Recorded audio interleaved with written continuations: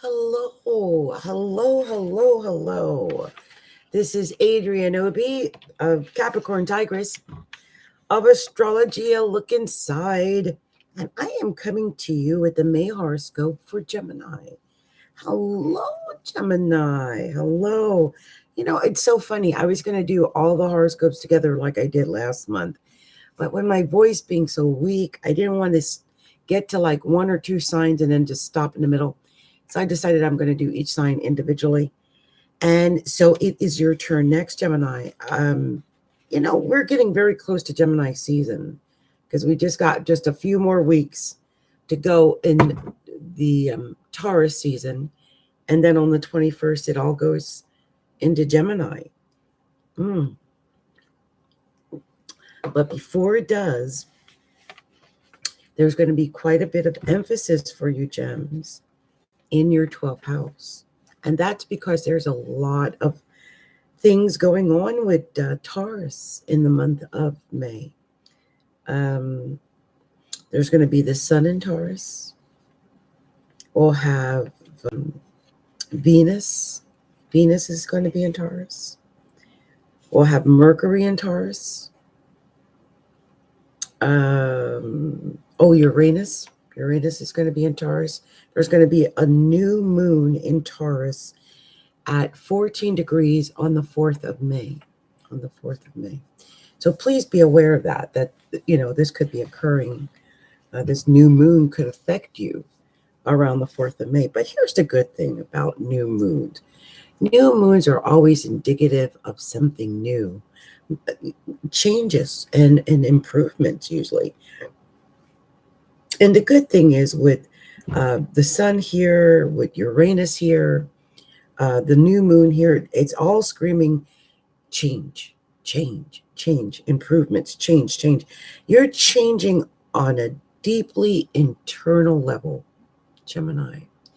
You're changing something on a deep level, like something that's deep, in maybe even subconscious or unconsciously even, because it's happening privately. It's happening all in the area of the 12th house. So it's happening internally, it's happening subconsciously, and it's happening privately. It's not what people can see, but it's what's happening on the inside of you. I'm just going to say this. Whatever you do not hold in all your thoughts and feelings and emotions and everything up until the last minute and then explode at the very last minute after holding it in. Because I happen to know from my own private experience that that's what Taurus in the 12th house tends to do, especially when there's a stellium of planets in the 12th house like this that contains explosive dynamite like Uranus and the Sun. And so I really need you to be aware of that. Also, the Sun in the 12th house tends to lead people down like the garden path to hell. So be aware that you may, I'm not saying you are, but you may have picked up some habits. I'm not, I don't know to what extent. It's 12th house. So it's the house of self-undoing. It could be subconscious things that you do. It could be as little as a little tick. It could be like eating ice cream, even though it makes you gain weight or it exacerbates your gout or something like that. It could be cheating on your spouse or girlfriend or boyfriend. It could be massive drinking and drugging and stuff. I mean, it's the 12th house and it is filled to the brim. So up until the 21st of May, I want you to be consciously aware of this, that, you've got this packed 12th house. And if you're going through, like, say, psychological pain, I'm going to say that, psychological pain. And I say that because simultaneously, Saturn and Pluto are retrograding in the 8th house, psychological pain. So you guys could be going through that. And if that's the case, just be aware that it'll start to ease up just a little bit Probably around the 4th, it'll start to ease up a little. And then, because that's the new moon, and then around the 21st, because that's when the sun and Mercury will go into Gemini, and then it'll go into your first house, and then Gemini season will officially have begun, and you'll be able to think clearly again, and you'll be able to feel like you're yourself again, and your vitality will return to you again. And you're going to have Mars in the first house up until the 15th. So you'll have a little bit of vitality anyway, but it's not the same as when the sun gets there.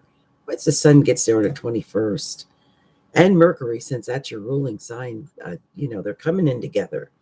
So you're just going to, it's almost going to be like magic. You're going to come out the doldrums and you'll be you again. It's almost like to me, it's almost like the symbol of summer has begun. The sun and Mercury in Gemini, summer is here. The North Node is in the second house, and Mars goes into the second house. I believe as of the 15th, it goes into Cancer. So that's going to put emphasis on your money. I mean, it's saying, hey, push an area of money. So you may find that you might get some great ideas, I think. The thing about Cancer is they know how to appeal to the emotions. So if you get some good ideas about making money, and it has to do with families or people in general, where you appeal to their emotions, I would say go for it.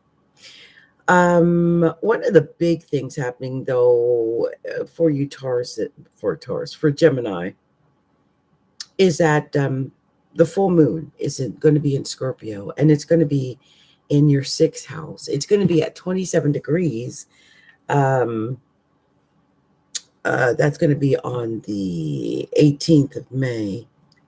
But it's not quite your 7th house, but, right there, the tail end of the 6th house of, the solar 6th house or whatever, the natural 6th house. But this is emphasis on that area of work and health. So again, like I said, it could be the whatever you're doing that's the self-undoing is happening inside. Like, your self-undoing might be eating, because Venus is there. Could be having too much chocolate, eating too many hamburgers, not working out, or anything like that. And when that full moon in Scorpio hits that 6th house, at 27 degrees, you might give you a reminder of what you need to do in the 6th house. Now, it could conversely come out in a way that really is dealing with work, like your actual work.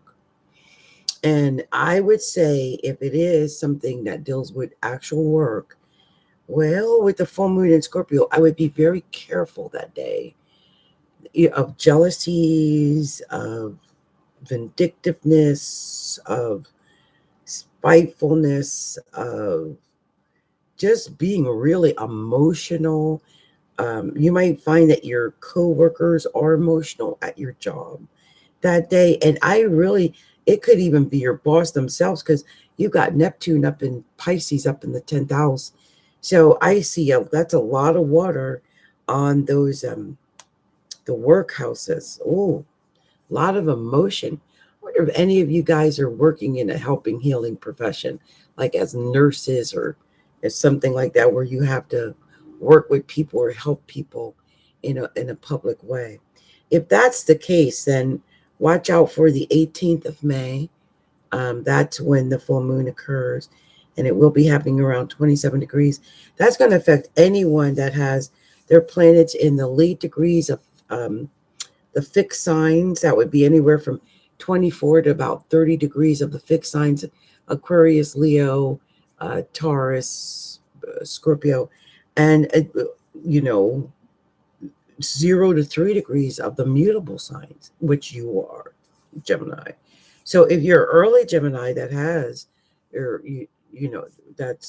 has planets at 0 to 3 degrees of Gemini, then be aware that the full moon on the 18th might really affect you, especially as it pertains to work and your health. Okay, your health. So please be aware of that. And that's the message that I feel that I must give you at this point. I think other than that, you should be pretty much fine. There are some things I'm going to go through the aspects later on in the month, and just throw them out there for everyone in general, so that you know where the planets are going to be and that type of thing. But overall, I would say the 18th, watch your work. I would be careful in my career sector all month with Neptune up there.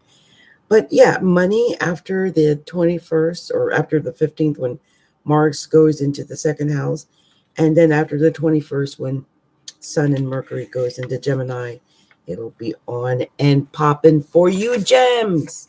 Okay. Well, this has been Adrian Obi, Capricorntigress of Astrology, a look inside. And if you haven't, please like, share, and subscribe our videos. And please be sure to like us right here on YouTube. My goodness. And hit the little bell and subscribe so you can get, all my little videos and stuff when I upload them here. And also you can find me on Facebook at facebook.com/astrology, a look inside. And you can also, we have a group there, which is facebook.com/group/astrology, a look inside.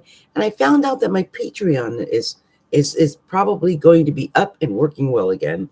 And that would be patreon.com/Capricorntigress. Well, thank you so much, gems. It's been my pleasure to do this reading for you. Please look out for the aspects. I'll be talking about those soon. And I wish you a very beautiful and wonderful May. Bye now.